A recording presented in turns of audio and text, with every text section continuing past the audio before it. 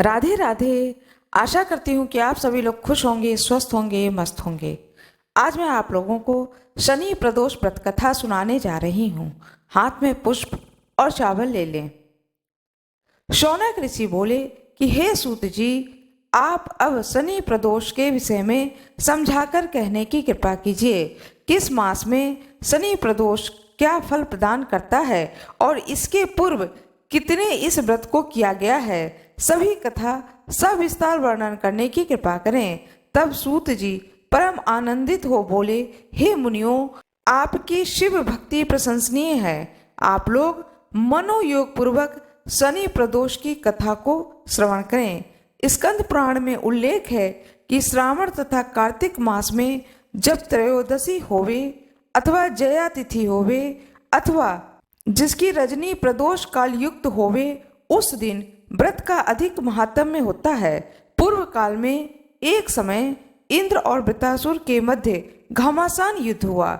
उस महायुद्ध में इंद्र की ओर से समस्त देवताओं ने तथा वृतासुर की ओर से समस्त दैत्यों ने उसमें भाग लिया। युद्ध भूमि में देवताओं ने अपने परम पराक्रम द्वारा बड़े बड़े दैत्यों का वध कर दिया। यह देख शेष दैत्य सेना रणभूमि से भाग गए तथा वृतासुर अति क्रोध कर काल के समान कोप कर देवताओं से युद्ध करने लगा। उसने अपने विकट बल विक्रम व माया के द्वारा समस्त देवसेना को विचलित कर दिया। तब इंद्र आदि देव सभी देवताओं ने भयभीत हो देवगुरु बृहस्पति का आवाहन किया और उन गुरुदेव के प्रकट हो जाने पर उनका समुचित स्वागत सत्कार किया और निवेदन किया कि हे गुरुदेव, वृतासुर ने हम पर चढ़ाई कर दी है और उस परम पराक्रमी से युद्ध में बिना आपकी कृपा के विजय की प्राप्ति करना सर्वथा असंभव है। अतः आप हमें ऐसा उपाय बताने की कृपा कीजिए जिससे कि हम इस राक्षस राज का वध करने में समर्थ हो सकें। देवताओं के ऐसे दीन वचन को सुन करके बृहस्पति जी बोले, हे देवताओं, तुम लोग वृतासुर को युद्ध में इस प्रकार पराजित नहीं कर सकते, क्योंकि उसने जप तप एवं भगवान शंकर की पूजा करके अत्यंत शक्तिशाली हो गया है। यदि तुम उसे पराजित करना चाहते हो तो प्रदोष व्रत का पालन करते हुए भगवान शंकर की पूजा करो, तभी तुम उसका वध करने में समर्थ हो सकोगे। बृहस्पति देव जी के ऐसे वचन को सुन करके देवताओं ने कहा कि हे गुरुदेव, आप हम पर दया करके शीघ्र बताइए कि प्रदोष व्रत एवं शंकर पार्वती की पूजा का विधान क्या है।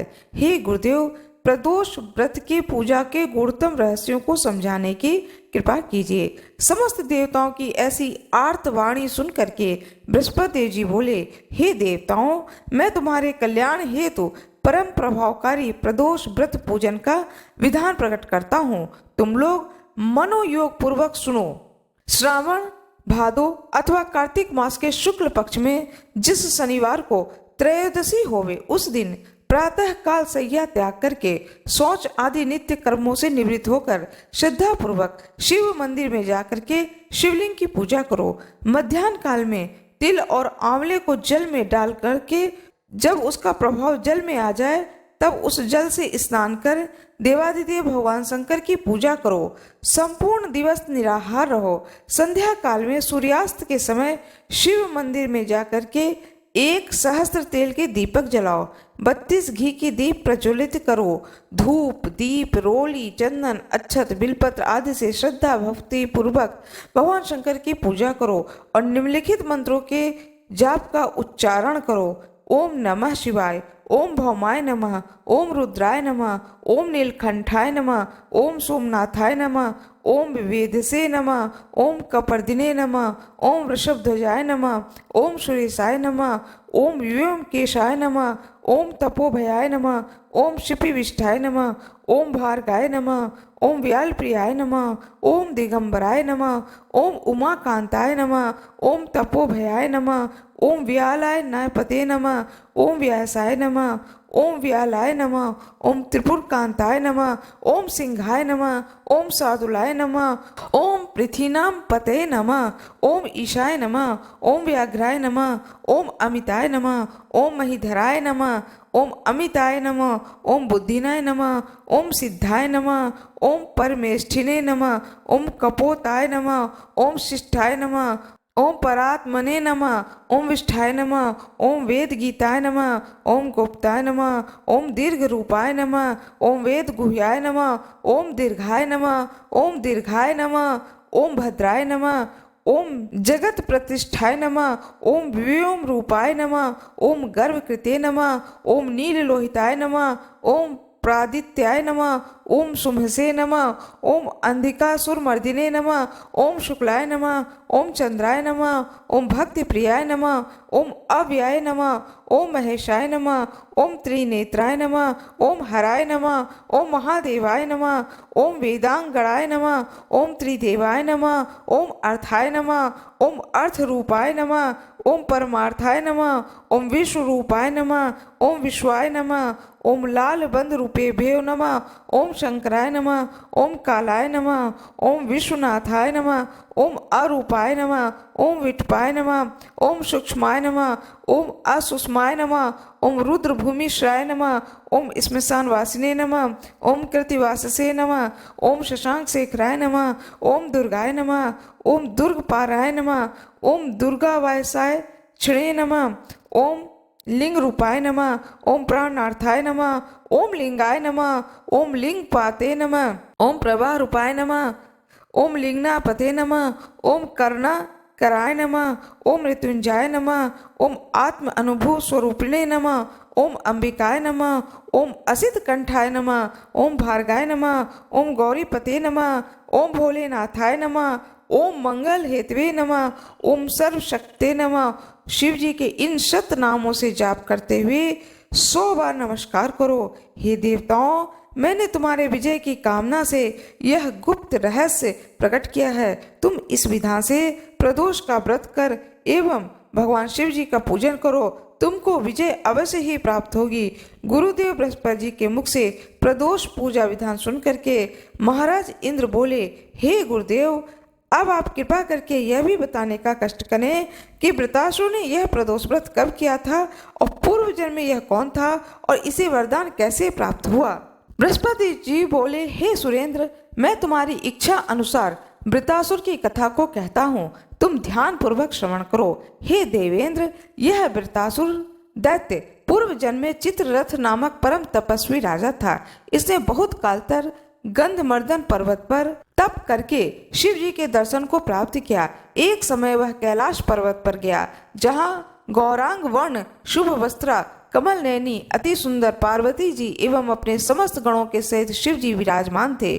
शिव जी की ऐसी अद्भुत सभा को देख करके राजा चित्ररथ को हंसी आ गई और वह भगवान शंकर से कहने लगे कि मृत्युलोक के साधारण मनुष्यों की भांति ऐसी सभा आपको शोभा नहीं देती है। तब भगवान शंकर ने कहा कि हे राजन, हमारी तुलना साधारण मनुष्यों के साथ मत करो, क्योंकि हमारा कार्य उनसे अलग है। इस पर चित्ररथ बड़ी जोर से ठहाका मारकर हंस पड़े और उनको हंसते देख करके पार्वती जी को क्रोध आ गया। वह अति कुपित होकर के बोली, रे दुष्ट, तू हमारी तुलना मनुष्य के साथ करके हंसी उड़ाता है, अतः मैं तुझे शाप देती हूँ, तू राक्षस हो जा। पार्वती जी के इतना कहते ही राजा चित्ररथ राक्षस हो गया। वही राक्षस वृतासुर है, परंतु इस योनि में भी यह नित्य शिव स्तुति करता है और ब्रह्मचर्य का पालन करता है।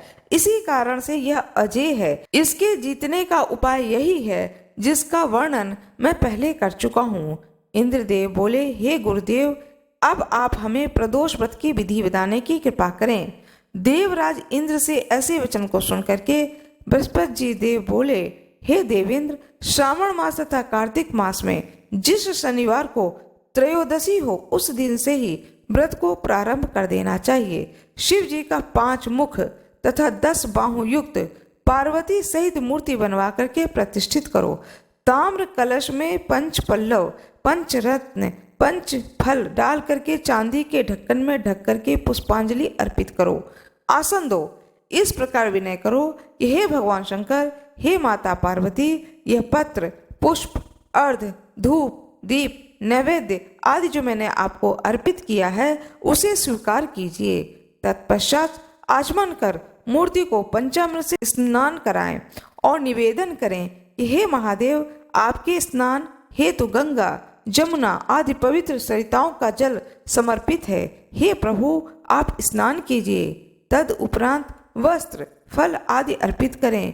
आग्रह करें, हे देवाधिदेव, यह वस्त्र धारण करें। मेरी तुक्ष एकमात्र भक्तों के रक्षक हैं, आप ही हैं। हे प्रभु, मेरे सकल दुख दूर करके शरणागत जान मेरे हृदय में ज्ञान का प्रकाश दीजिए। हे प्रभु, आप ही एकमात्र भक्तों के रक्षक हैं। हे गिरजापति, हे अनाथों के नाथ, आप मेरे दुख को दूर करने की कृपा करें। मैंने जो आपको यह फल अर्पण किए हैं, जिसका अभिप्राय यह है कि आप मुझे संतान फल प्रदान करें। मैंने जो स्वर्ण का दीप प्रज्वलित किया है, उसका यह अभिप्राय है कि आप मुझे धन धान्य की वृद्धि तथा मुझे यशस्वी बनाइए। अनंत काल में आवागमन के बंधन से मुक्ति प्रदान कीजिए। इस प्रकार विनय करके साष्टांग प्रणाम करके शेष रात्रि कीर्तन जाप करता हुआ व्यतीत करिए। उषा काल में स्नान करके पवित्र वस्त्र धारण करके हवन करें। ओम नमो त्र्यंबकम त्रक शंकराय नमः इस मंत्र द्वारा खीर की 108 आहुति दें। इसके बाद कुछ ब्राह्मणों को सामर्थ्य के अनुसार दक्षिणा तथा एक दूध देने वाली गौ का दान कर संतुष्ट करें और विनय पूर्वक निवेदन करें कि हे ब्राह्मण देवता, आप मुझे आशीर्वाद दीजिए कि मैंने जिस निमित्त यह व्रत किया है सो मेरा मनोरथ पूर्ण होवे। तदंतर अपने परिवार के साथ भोजन करें। इस प्रकार दोनों पक्षों की त्रयोदशी में साल भर तक प्रदोष व्रत करें। इस प्रकार व्रत करने से देवाधिदेव भगवान शंकर और माता पार्वती परम प्रसन्न होती हैं और व्रती पुरुष हो या स्त्री हो को धन, संतान, आयु, यश और मोक्ष को प्रदान करते हैं। हे सुरेंद्र, मेरा कथन मिथ्या नहीं है।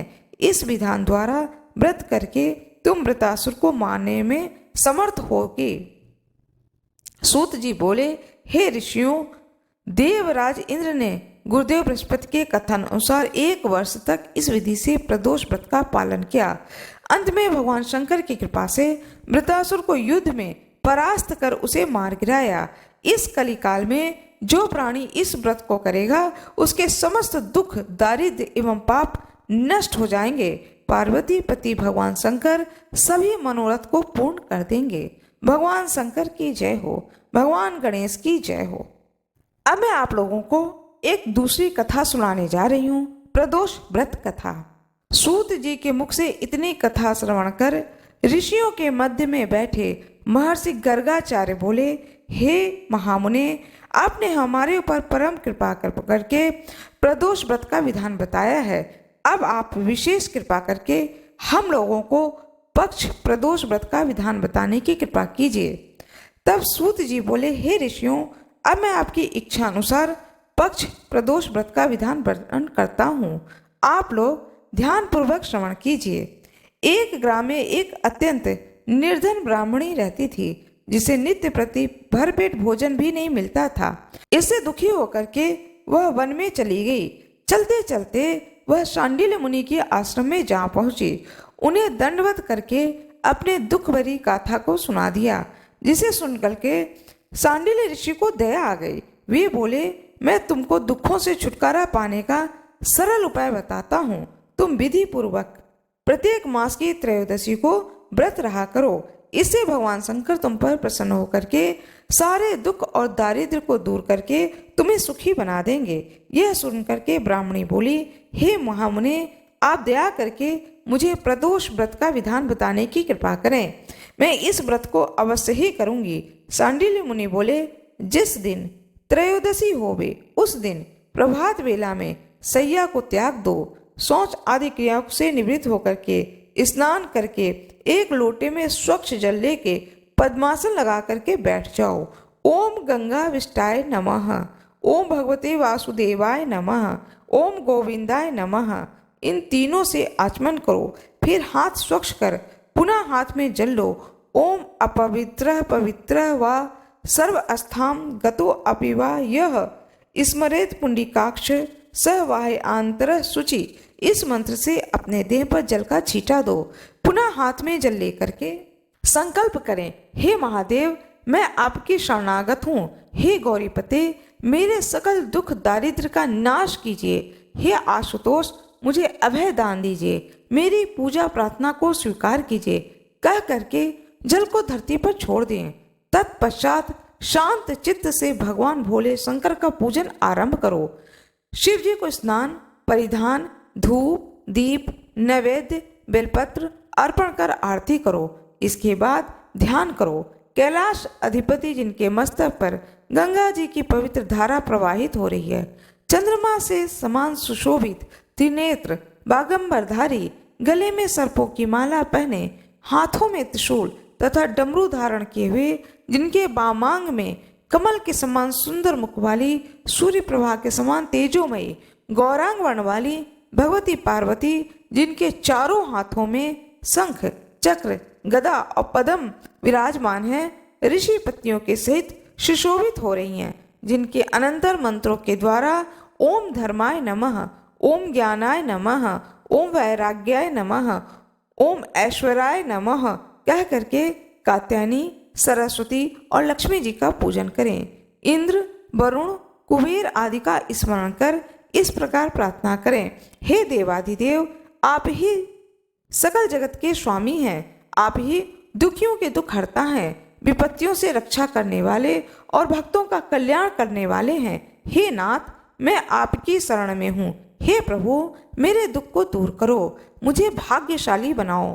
तदंतर यथाशक्ति ब्राह्मणों को दक्षिणा दें, भोजन कराएं और आशीर्वाद प्राप्त करें। सांडिल्य ऋषि बोलते हैं, हे पुत्री मैंने जो शिव पूजन का विधान तुमको बताया है, इसका 1 वर्ष पर्यंत पालन करने से तुम्हारे समस्त दुख दूर हो जाएंगे और तुम्हारा कल्याण होगा। शौनक आदि ऋषि बोले, हे मुनिश्रेष्ठ आपने जो ब्राह्मणी की कथा सुनाई वह अत्यंत रोचक तथा कल्याणकारक है। अब आप हमें यह बताइए कि उस ब्राह्मणी ने प्रदोष व्रत किया या नहीं? यदि व्रत किया तो उसे क्या फल प्राप्त हुआ?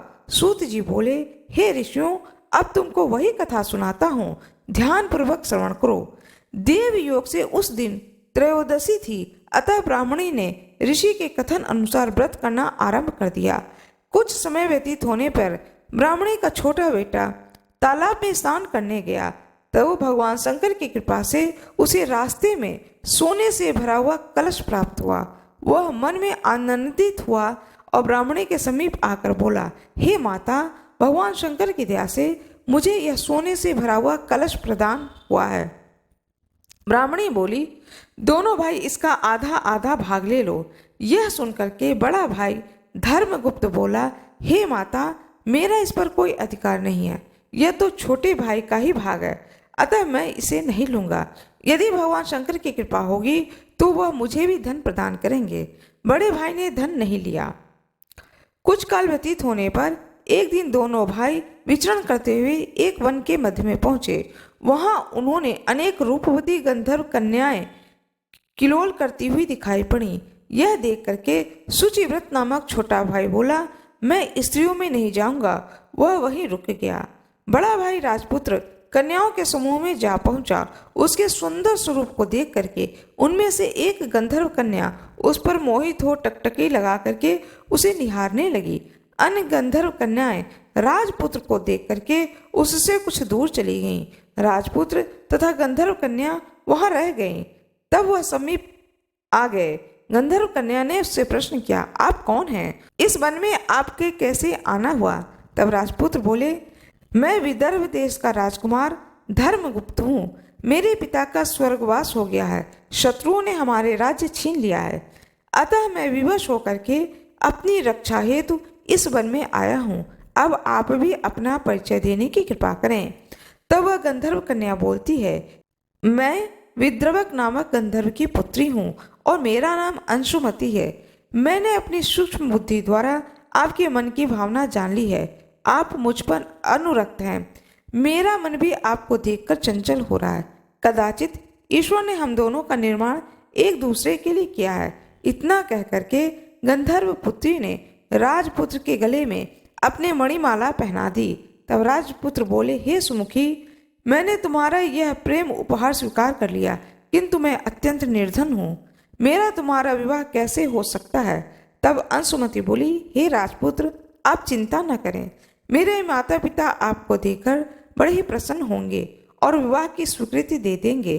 परसों प्रातः काल आप यहाँ पर अवश्य आना। इतना सुन राजपुत्र गंधर्व कन्या से विदा मांग करके अपने घर आया और सारा हाल अपनी माता को सुनाया। सब लोग शिव पूजन करके सो गए। सूत जी महाराज जी बोले, हे ऋषियों, तीसरे दिवस राजपुत्र अपने भाई शुचिवत को लेकर के उसी वन में गया। उधर वह गंधर्व कन्या अंशुमति भी अपने पिता विद्रवक को अपने साथ लेकर आई। गंधर्व राज ने जब राजपुत्र को देखा तो अत्यंत प्रसन्न होकर के बोले, हे राजपुत्र, कल मैं कैलाश पर्वत पर शिव जी के पास गया था। भगवान शंकर से इस कन्या के योग्य वर की प्रार्थना की थी, तो उन्होंने कहा था कि धर्मगुप्त नामक एक भक्त पृथ्वी पर निवास करता है, उसका राज्य उसके शत्रुओं ने छीन लिया है, वही इस कन्या के योग्य श्रेष्ठ वर है। तुम उसी के साथ अपनी कन्या का विवाह कर दो, उसकी सहायता करके उसका राज्य उसे वापस दिला करके उसे राजा बना दो। हे राजपुत्र, शिव जी की आज्ञा अनुसार मैं अपनी कन्या के विवाह आपके साथ करने के लिए प्रस्तुत हूँ। गंधर्व राज की बात सुनकर के राजमुख ने भी अपनी स्वीकृति दे दी। तब गंधर्व राज ने अपनी कन्या का विवाह राजपुत्र के साथ कर दिया। दहेज में हीरे मोती जवाहरात सोना चांदी अगणित दास दासी और शत्रुओं को विनाश करने के लिए विशाल चतुरंगनी सेना प्रदान की और सबका यथायोग्य स्वागत सत्कार किया। विदा करके अपने लोक को गया। इधर राजपुत्र ने अपनी समस्त सेना ले विदर्भ राजा पर चढ़ाई कर दी, युद्ध में उसका वध कर दिया एवं अपने शत्रुओं का विनाश किया और पुनः विदर्भ का राजा बनकर के आनंद पूर्वक राज करने लगा। धर्मगुप्त के विदर्भ देश की राजा बन जाने पर उसका छोटा भाई शुचिव्रत और उसकी माता अति आनंद पूर्वक भगवान शंकर का गुण अनुवाद करते हुए जीवन व्यतीत करने लगे। इस प्रकार जो भी पुरुष या स्त्री प्रदोष व्रत का श्रद्धा भक्ति सहित शिव जी का पूजन करता है, उसके दुख दारिद्र नष्ट होकर के सभी मनोरथ को पूर्ण करते हैं भगवान शंकर। सूत जी बोले, हे ऋषियों, अपने समस्त व्रतों में यह सबसे श्रेष्ठ है, प्राणी मात्र की समस्त मनोकामनाओं को पूर्ण करने वाला है। इसको विधि विधान से करने पर जन्म जन्मांतर के समस्त पाप नष्ट हो जाते हैं। प्राणी पृथ्वी के समस्त सुखों का उपभोग कर अंत काल में शिव लोक को प्राप्त करता है। ओम हर हर महादेव। भगवान शंकर की जय हो, माता पार्वती की जय हो, भगवान गणेश की जय हो। इस प्रकार से मैंने आपको प्रदोष व्रत की संपूर्ण कथा को सुनाया है। आप लोगों को यह कथा अच्छी लगे तो कृपया कमेंट बॉक्स में हर हर महादेव अवश्य ही लिखें। वीडियो को लाइक जरूर कर दें, चैनल को सब्सक्राइब कर दें। आप सभी लोगों का बहुत बहुत धन्यवाद।